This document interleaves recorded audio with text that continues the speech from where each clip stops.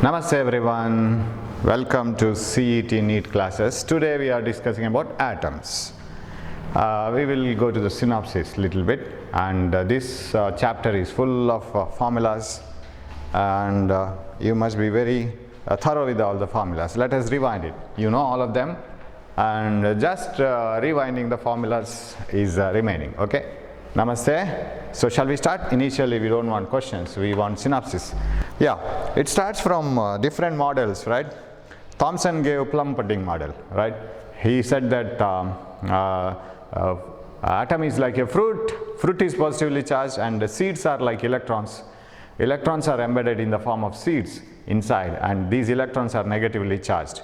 So the whole atom is neutral.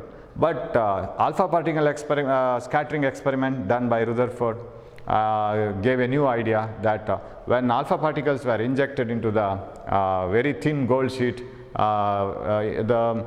if you assume that an atom here, most of the alpha particles they just flew off without any deviation. A few of them deviated, scattered by some other angle, and some of them, very few of them returned back. Since very few of them returned back, Rutherford came to a conclusion that in an atom, the whole positive charge is not found distributed everywhere, as Thomson said. It is concentrated at a very narrow space, and he called it as nucleus. So the first word nucleus was coined by Rutherford, and he said that in an atom, almost all the space is empty. The whole mass, almost all the mass and the whole positive charge is concentrated in a central part called nucleus, and all the electrons are revolving around the nucleus. And if you enter an atom, most of the space is empty except the nucleus, which is high dense. Okay, and the reason for such a conclusion is because these alpha particles, very few alpha particles returned back. So many of them just went away without scattering. Few of them scattered. So the size of the nucleus should be very small, and he predicted the size of the nucleus by finding out the distance of closest approach. It is about 10 to the power minus 14 to 10 to the power minus 15 meter, which is almost Fermi, and the size of the atom is some 10,000 times greater than the size of the nucleus, right? The whole atom, the nucleus is very small, but it is high dense, densely populated area, and the total atom is 10,000 times greater, because you have to take the whole region where the electrons are revolving around. That itself is taken as an atom. You can't concentrate only on the nucleus and say that this is the only part of the atom. Electrons are revolving around, that space may be empty almost, but there are electrons revolving around the nucleus. The whole thing is called atom. So the size of the atom comes to be almost equal to 10 to the power minus 10 meters. If you multiply 10 to the power minus 14 to 10,000 times, you will get 10 to the power minus 10 meter. And this size of the atom was very similar to the size, or very close to the value predicted by kinetic theory of gases. So this way it went on, and he said one important thing, that is, if the electrons are revolving around the nucleus in the circular orbit, centripetal force is given by the electrostatic force of attraction between positively charged nucleus and negatively charged electron, and that force is given by 1 by 4 pi epsilon naught Q1. Suppose you take an nucleus of atomic number Z with the electron revolving with the speed v, and if this is radius r, then if Z is the number of protons inside the nucleus, Z is the charge of nucleus, then Q1 is Ze, and Q2 is magnitude of charge of electron E divided by distance square r square. That is what we write. But according to Rutherford, electron can occupy any radius, it can move in any radius, it can access any amount of energy, it can give any amount of energy. That is classical approach. There is no limit, you can have any amount of energy. But in a quantum approach, it is not so. And Rutherford, by using the classical theory of physics, which says any energy can be absorbed and any energy can be given out, energies are absorbed and given continuously, there is no discrete way form.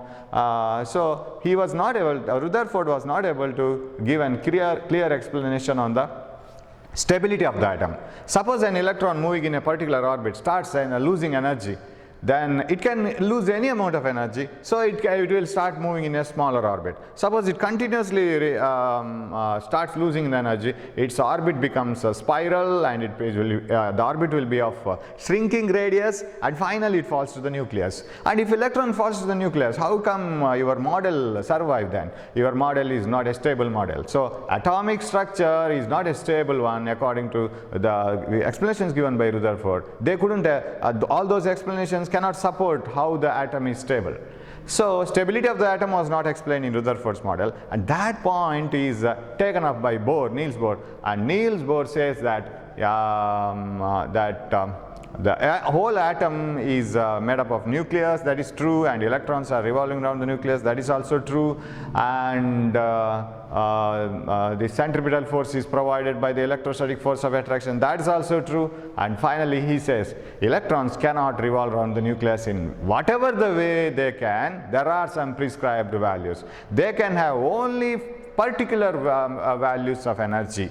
They cannot have all the values of energy. There are some prescribed values, and there are some prescribed orbits, and he calls it as non-radiating orbits. What are non-radiating orbits? If an electron is assumed to be revolving around the nucleus like this, you can't assume any path. There is a particular path with some suitable energy, and as long as the electron is in that particular path, it doesn't lose energy. Suppose it loses energy, it will not continue to move in that orbit, it will come to another stable state. So another stable orbit. It won't move away move around the nucleus in any of the orbits as it likes. This is quantum approach. As if we have currency notes, you can't have 1.2 rupee currency, right? You can't have 1.5 rupees currency. You can't have 12 rupees currency. You have some fixed currency notes. You have to use it. So they are in the form of quantas. Similarly, electron can absorb and give away energy all in the form of quantas, packets of energy, which are an exact multiples. It cannot have all the waves of energy that it likes. So according to Rutherford, these electrons, suppose they are found in fixed orbits, that means some particular orbits, they must have some condition to select the orbit. They can't revolve in any of the orbits. What is the condition required for selection of orbits? One, the angular momentum of the electron. You know what is angular momentum? Moment of momentum. Momentum is mv. Moment means the position vector, perpendicular distance. Moment of momentum must be equal to nh by 2 pi. Suppose this is an orbit where electron can revolve around the nucleus, then if it is possible, find out what is the speed of the electron in that orbit and multiply it by mass of the electron and r. That mvr must be either equal to 1h by 2 pi or 2h by 2 pi or 3h by 2 pi. If it is some fractional multiple of h by 2 pi, say 1.5 into h by 2 pi, then that path is wrong and that is not possible. You will never find the electron in that orbit. Suppose in an orbit, when you have this value, if it is exactly equal to 3h by 2 pi, then it is the third orbit. So n can take values 1, 2, 3, 4, etc. It cannot have any value. So energies are fixed, and angular momentum of the electron must be equal to nh by 2 pi. Okay, so his argument goes like this, and using these two conditions, he was able to get an equation for radius of the electron, velocity of the electron, energy of the electron, and all the formulas. But while deriving all the formulas in the theory, what we do is we restrict it to hydrogen atom. But Bohr's theory can be applied to hydrogen-like atoms like helium, lithium, or even up to helium, hydrogen, lithium, lithium, tritium, and deuterium, and isotopes of hydrogen, that hydrogen, deuterium and tritium, and also lithium, beryllium, like that. So it can be applied to other atoms also, and hydrogen-like atoms. And when you apply it, you need Z. But we derive the equations without Z. Z is an important factor now. Without Z, you can't answer some of the questions. Suppose you jump from hydrogen to, if you compare hydrogen and helium, the second orbit of helium and the second orbit of hydrogen, what may be the speed of the electron in the two orbits? So you must know what is Z. So that should be Z in the equation. So we will write the equations. One, velocity of the electron. I think we need all these formulas, so I'll put it in a proper way now, because when we solve the problems, we need all the formulas. One, so mvr, angular momentum, must be equal to nh by 2 pi. Can you see this if it is written here? Yes. And the centripetal force mv squared by r is given by 1 by 4 pi epsilon naught Ze into E divided by r squared. And what is velocity? Velocity of the electron, Ze squared divided by 2 epsilon naught nh. So what do I want in this formula is the dependence on V on Z and N, dependence of V on Z and N. V is directly proportional to Z, inversely proportional to N. That is what I want, because problems will be mainly based on that. Okay, then what else? Radius of the electron, epsilon naught n square h square divided by pi m Z square. So radius is directly proportional to n square, inversely proportional to Z. What do you mean by that? If you take two orbits, first orbit for example, in hydrogen and helium, it is directly proportional to atomic number Z. In helium it will be larger because Z of helium is more, hydrogen is less. Similarly here. So a radius is directly proportional to n square. What do you mean by that? As you go to the outer and outer orbits, as you take more quantum numbers, the radius will be more and more, and it will be increasing as the square of the quantum number. That means if the radius of the first orbit, second orbit, third orbit are R1, R2, R3, then R1 is to R2 is to R3 must be equal to 1 is to 4 is to 9 is to 16, like this, right? Because it is directly proportional to square of the quantum number. Okay, then energy. When an electron revolves around the nucleus in a circular orbit, say, of radius r, suppose this is electron moving like this, Ze is the charge of the nucleus, Z number of protons inside. Of course neutrons don't contribute to the charge, but centripetal force is provided by electrostatic force, so you need not worry about neutrons.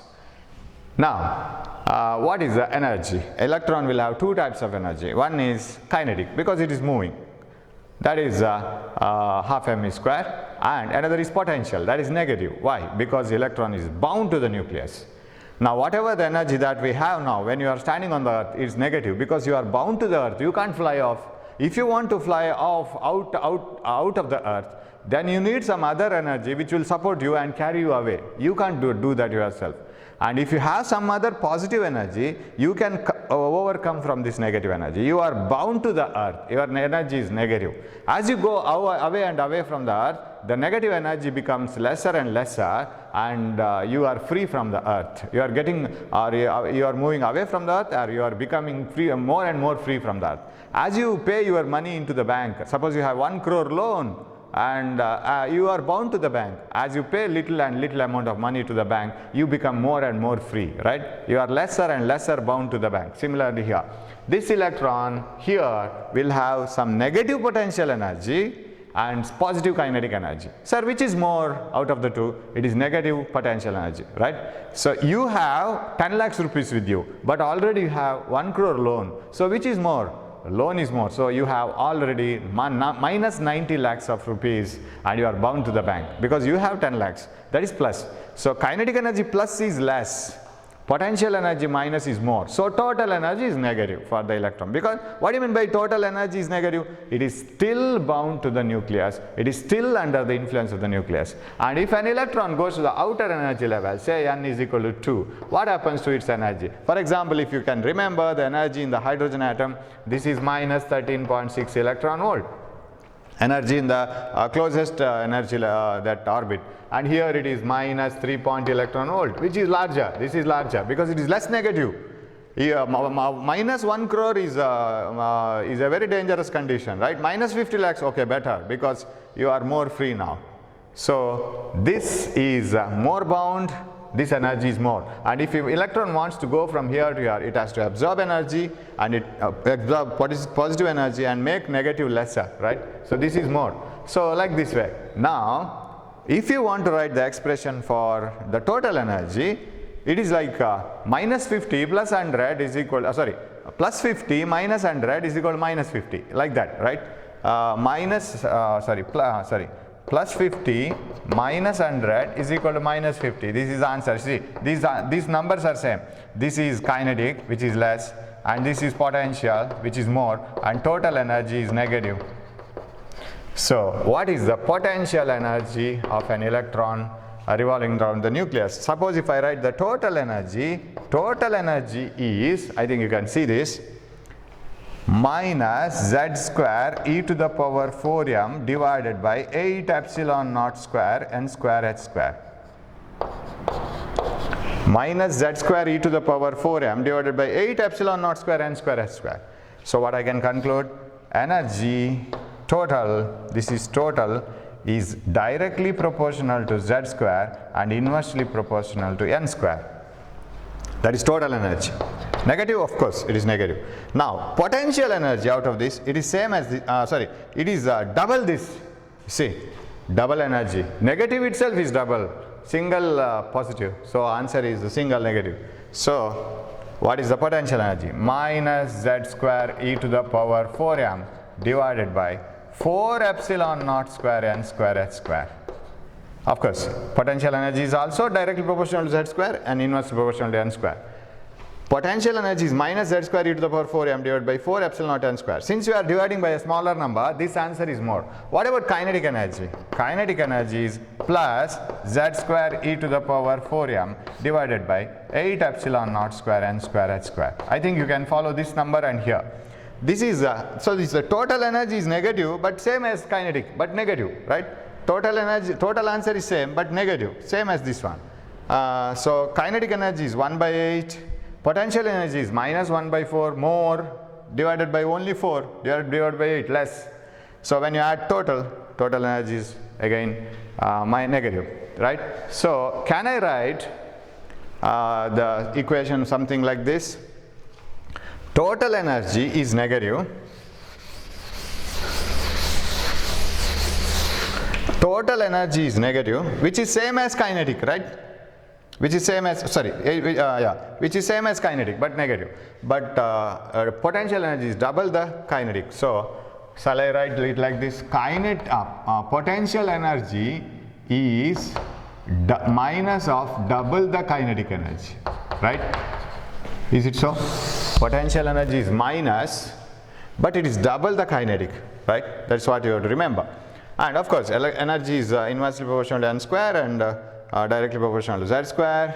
And then when the electron undergoes transition, I don't put all the things together because you know this, because you get Bohr's theory in first PUC as well as second PUC physics, first PUC chemistry. Energy radiated by an electron when it jumps from higher energy to lower energy level, that is given by frequency, the wavelength I will write, or nu bar, wave number, what you call.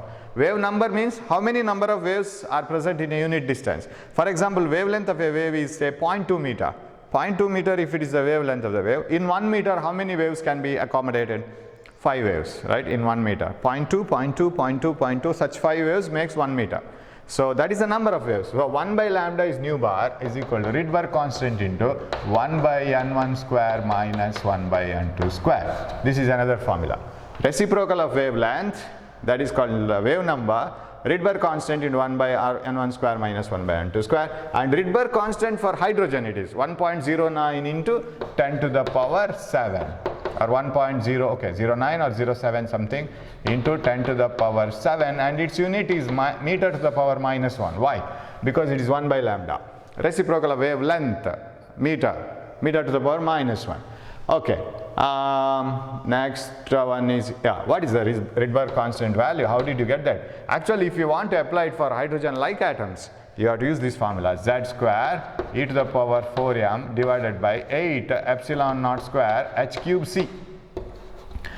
Z square e to the power 4m divided by 8 epsilon naught square h cube c is the Rydberg constant value. Here, what do I need? As if I have here, energy z square by n square, radius n square by z, velocity z by n. Here I need Rydberg constant is directly proportional to z square. If this is the Rydberg constant for hydrogen, what may be the Rydberg constant for helium? Multiplied by 4, because atomic number of helium is 2, multiplied by 2 square, and all the other things remain the same, because for hydrogen you write z as 1, so you get some answer, that is this one. For helium this z has to be replaced as 2 square, 4, so multiply this by 4. Okay, then you have different transitions. I don't want to put more time for such things. Electrons undergo transitions from one orbit to another orbit, and anything transition to the first orbit is called Lyman series. So 2 to 1 is the first Lyman series, 3 to 1 second, so like this way. What is Bohr series? The transition from any higher energy level to the second energy level, and the first one, that is 3 to 2, is called H alpha line, 4 to 2 H beta, 5 to 2 H gamma, so like this. And the Lyman series is always found in ultraviolet region, and Bohr series in almost ultraviolet and visible region, and that's why H alpha, H beta, H gamma lines are named, because H alpha, H beta, H gamma can be seen in the spectrum, hydrogen spectrum, through the naked eye, but other ultraviolet region cannot be seen. So Bohr series is partly in ultraviolet, partly in visible. What about Lyman, Bohr, Passion, and these series are in infrared region, right? So this you must know. But when the electron undergoes transition from any of the higher levels to the lower level, so like this, I have to write the values here also, here, because this is very much needed now. When it undergoes transition like this, next energy level is still closer, still closer, still closer, like this. So this is the infinite one, n equal to 1, 2, 3, 4, 5, this is infinity.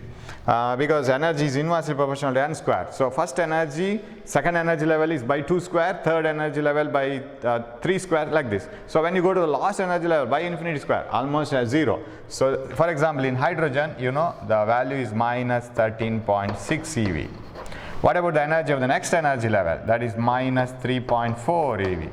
Divide this by 2 square, because energy in the second energy level is by 2 square. This is minus 1.51 something, minus 1.51 something like this. I think I am not wrong. Okay, let it be like this. So finally 0 electron volt. What do you mean by this? If you supply plus 13.6 electron volt of energy, then the electron goes to the last energy level. It has just come out of the material. It has become free. Energy is 0 electron volt. So you had minus 1 crore loan, and your friends and your relatives supported you, and you were able to fulfill all the money and pay all the money to the bank. Now you have 0 wealth. You don't have any money now, but you don't have any loan, so you are free. You need not go to the bank and sign everything now. So this is what is happened. That is what you call ionization energy. What do you mean by ionization energy? Energy required to remove an electron from the ground state, not from the excited state. And these are all excited states. Energy required to remove an electron from the ground state is called ionization energy. What about the ionization energy in hydrogen atom? It is plus 13.6 eV. You have to supply this much of energy. What about ionization potential? So from where does the electron get this energy? Suppose you want to hit to a person very heavily. Suppose the hero in the film wants to hit the villain. Villain is well built and hero is very thin. What he can do? Hero keeps on running and then hits the villain. So what does running give? Running gives kinetic energy.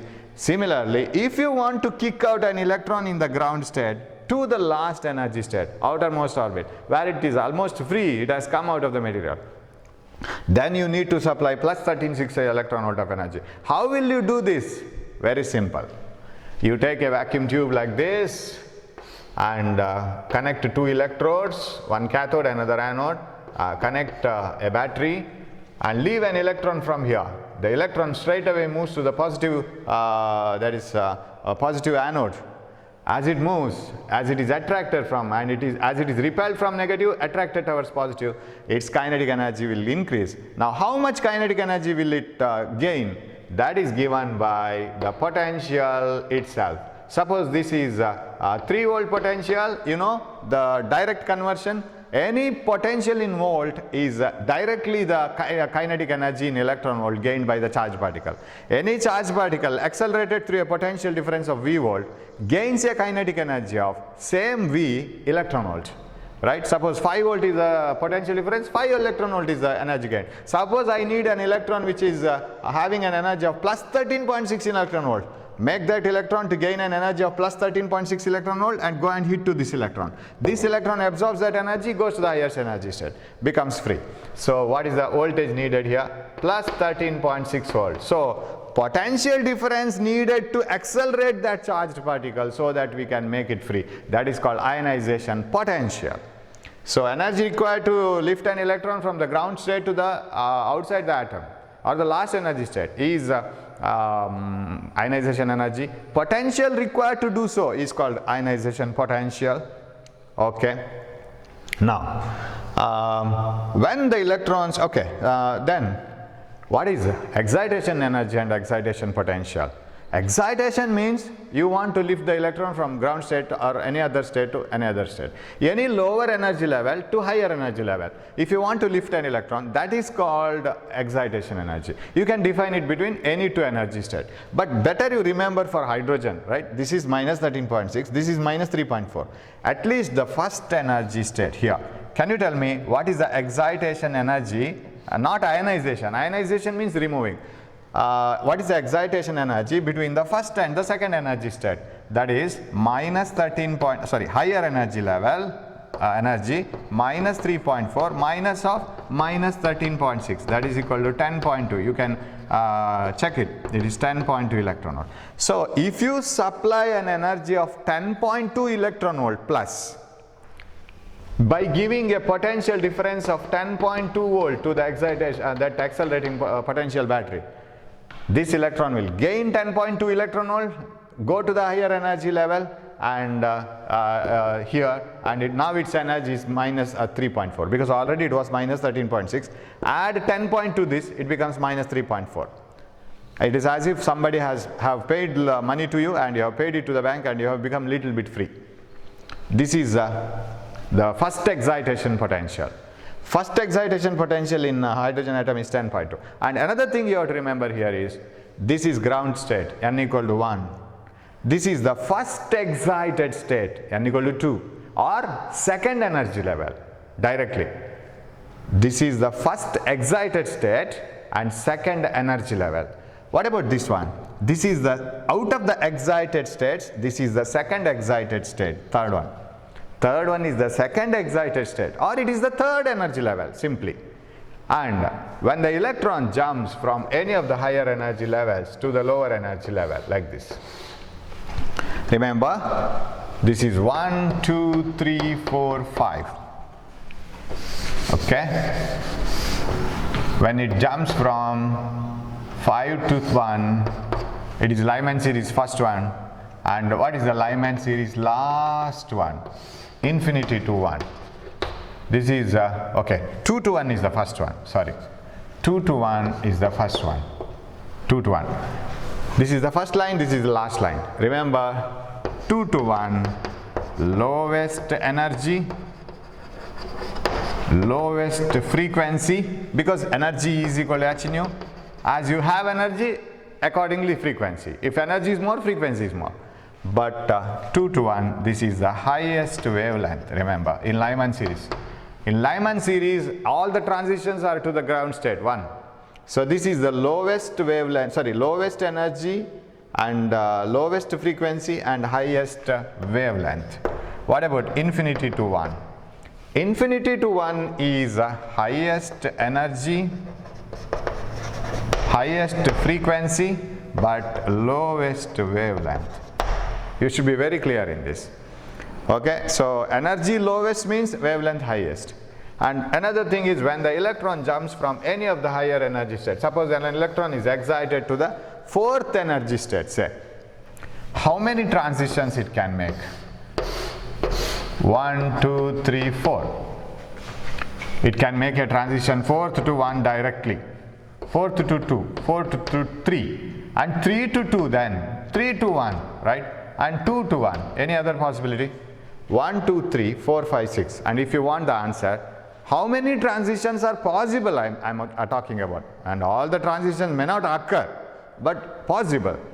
How many transitions are possible? Electron can emit radiations of what type or how many types?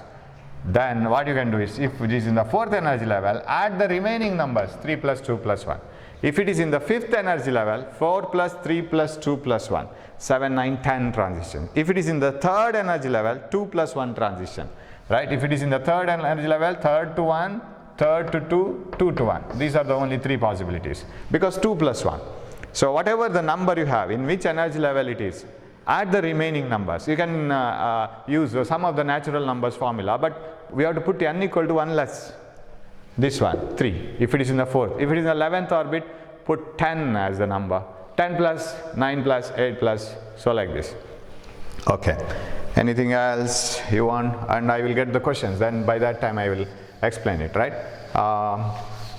Okay. One more formula I have forgotten. That is, okay, this formula I will rub it because you know that formula always. Another formula is period of rotation. Yeah, that is needed for the discussion. What do you mean by period of rotation? The time taken by the electron to complete one full rotation. Can you see it here? Yeah, you can see a little bit, right? Yes, I can write it here. If you want the period of rotation of the electron, then what I can do is, see, velocity equal to distance traveled by time, 2 pi r by time. What is 2 pi r? Time taken to complete one full rotation. Distance traveled during one full rotation. That is 2 pi r. What is the time called? 1 period. So in 1 period, electron travels a distance of 2 pi r. So if it is so, what is period? Period is equal to 2 pi r by v. So substitute the values. Period t is equal to 2 pi by, what is v? V is z square divided by, I don't have space here. I will write the formula finally, okay? T is equal to 2 pi into radius, epsilon naught n square s square divided by pi m z square into 1 by 2 pi radius is over by velocity. What is velocity? Z square divided by 2 epsilon naught nh. Now I want only this. I don't want the full formula. Of course you can convert the full formula. I can do it like this. Time is directly proportional to, you see, n cube and inversely proportional to z square. That is what I want, only that much. So period of rotation of an electron around the nucleus is directly proportional to cube of n, quantum number, inversely proportional to square of the atomic number. We don't derive this. Of course it is not a big derivation. Suppose it is frequency, reverse. Angular frequency, omega is equal to 2 pi by t, right? So how is omega related? Omega is directly proportional to z square, inversely proportional to n cube. Agree this, right? So that is also needed. We will go to the questions now. Suppose if I have left with any explanation, we will get it in between while discussing the questions. Okay, so this is not needed. Just remember this. You can write the formulas and you can get it. So only the relations are very important. But if you want to know the relations, you must be very thorough with the formula. Otherwise it is difficult. Okay, so shall we move on? I didn't take the, yeah. The first question is, the shortest wavelength of Lyman series is 911.6 angstroms. Shortest wavelength of Lyman series. Now what is shortest wavelength? Highest energy, correct? Wavelength energy is inversely proportional to the wavelength. Shortest wavelength of Lyman series is 911.6 nanometer. Then the longest wavelength is. So in Lyman series, all the things should jump to the first energy level. Say this is infinity 1, 2. This is the highest energy. Highest energy frequency. Sorry. This is lowest energy, correct? This is lowest energy and frequency. What about this? Highest energy and frequency. What about wavelength? This is highest wavelength and this is lowest wavelength. Now what is their question? The shortest wavelength of Lyman series is 911.6 angstroms. So how can I write? Shortest wavelength, we know 1 by lambda is equal to r into 1 by n1 square minus 1 by n2 square. So I can write the formula 1 by 911.6 angstroms I will leave, because the next answer itself is angstrom, is equal to r into 1 by the shortest wavelength, highest energy, right? That is the shortest wavelength, lowest wavelength, infinity to 1. 1 by 1 square minus 1 by infinity square. That means this is equal to r. What about? So that is equal to r, because 1 by infinity square is 0, this is 1. What about the next wavelength? What is the next wavelength that they are in need of? Longest wavelength, shortest energy, 1 by 1 square minus 1 by 2 square. So what is 1 by lambda is equal to r into, this is 1 by 1 minus 1 by 4. Is it 3 by 4, right? 1 minus 1 quarter, that is 3 quarter, right? 1 minus 1 by 4, 3 by 4. So now divide this, equation 1, equation 2. When you divide this, what you will get? I will write this as it is, 911.6 angstroms into lambda by 1. These two equations. This ulta, right? 1 lambda by 1 is equal, r gets cancelled. This r and this r gets cancelled. This is 1. Then what you will get? 1 by lambda ulta. So 4 by 3. Is it so? 1 by lambda. So r I will write that is equal to r divided by, this one is equal to r. What about this one? 3r by 4. 3r by 4. r gets cancelled. Lambda is equal to 4 into 911.6 by 3. Correct? This is almost 300. I'll write it like that. And this is 1200. Almost. You have, yes, 1216 angstroms, because you don't have nearest numbers. So that is enough. Okay, so just comparing the two equations, same equation in two occasions. Okay, shall we move on to the second one? The radius of the first Bohr orbit of hydrogen atom be r1. Radius of the first Bohr orbit of the hydrogen atom is r1. And that of the helium atom is, you see what is changing from first statement to second statement? Hydrogen atom first orbit, helium atom is also first orbit. That means quantum number is not in the picture. Because first orbit only atom is changing. So the relation between radius and atom, hydrogen to helium. So r, there is a formula here, I don't want to see that. Epsilon naught n square h square divided by pi m z e square. I want to see this formula. Inversely proportional to z. So radius of hydrogen by radius of helium, first orbit itself. It is the z of hydrogen here, z of helium here. It is 2:1. Helium atomic number 2 here and hydrogen 1. So is it 2:1? Yes. This option.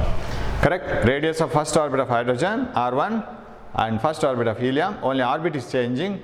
Only atom is changing. Orbit is same. So only inversely proportional to z. Okay. Problem number 3. Yes. The wavelength of radiation emitted when electron jumps from 4th orbit to the 2nd orbit in hydrogen atom is so much, 4th to 2nd. Wavelength of radiation in the same transition in helium. Yeah, what is changing here? The orbit quantum number is same, 4th to 2nd orbit. Atom is changing. Sir, from in wavelength, where is atomic number? That is in Rydberg constant. It is embedded in the Rydberg constant. So 1 by lambda is equal to r into 1 by n1 square minus 1 by n2 square. When you write the formula for hydrogen and helium, remember this doesn't change. 4th to 2nd, you will get the same thing, and then it divided, it gets cancelled. But what about Rydberg constant? Z square e to the power 4m divided by 8 epsilon naught square h cube c. H cube, C and all epsilon not worried. Z square it is same as energy formula. See, from there only we get it, Rydberg constant. I have not written here Rydberg constant. Z square e to the power 4m divided by 8 epsilon naught square h cube C we get, that's all. So Rydberg constant is directly proportional to Z square. Now shall we write the formula? Not the full formula. Wavelength is 2397 centimeter, and that is for hydrogen, proportional to 1 square, because Rydberg constant is proportional to Z square, and everything else remaining the same. Z square e to the power 4, charge to the power 4 minus Z square e to the power 4 divided by 8 constant, epsilon naught square constant, n square constant, epsilon naught n square. Z square e to the power 4 divided by Z square e to the power 4m divided by 8 epsilon naught square h cube c. So everything is a constant. Everything else is constant except Z square. What about the wavelength of radiation for the same transition in helium? What is lambda if it is 2 square helium? So shall we divide it? 1 by 20,397 into lambda by 1 is equal to 1 by 4. Lambda is equal to 20,397 divided by 4, that is 500 something, 5,000 something, 5,000, 20 times 5,000 some 40 something. Do you have 5,099? This is closest to here. This one 5,099. 4 5s are 4 5s are and 0. Yes, correct answer. Option 1. Oh, I did take yes. Fourth one. To migrate to the first excited state. I have to look into the time also. To migrate to the first excited state. First excited state, very careful. Not the first energy state. First excited state, second state. Ground state is not excited state. First energy state, second energy state, first excited. Third energy, second excited. To migrate to the first excited state, n equal to 2, an electron requires 163.2 electron volt of energy by an atom.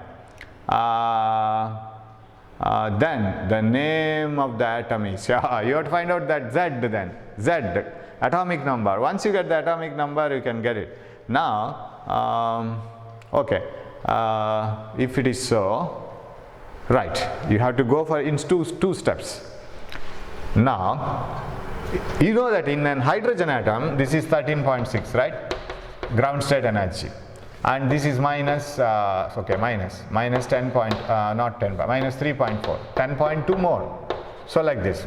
Now suppose if you get the ground state energy of another atom, which is so many times this one. So what is the ground state energy of different atoms? Energy of different atoms is directly proportional to Z square, correct? Suppose you find out the ground state energy of helium, multiply this by 4, that's all. Because it is directly proportional to Z square. Energy of the ground state of electron in the hydrogen atom is obtained by putting Z equal to 1. Whereas for helium you have to put Z equal to 2 square. So energy in the ground state of helium atom is 4 times the energy that in hydrogen atom, that's all. So if you, and that's how you have to compare. But how to get this 13.6? Energy is given, or 13.6 of that energy, atom, in the ground state energy of that atom. How to get it? To migrate to the first excited state, to go from here to here, an electron requires 163.2 electron volt of energy. Very easy problem, this one. But you need little bit of technical speed and as well as ideas.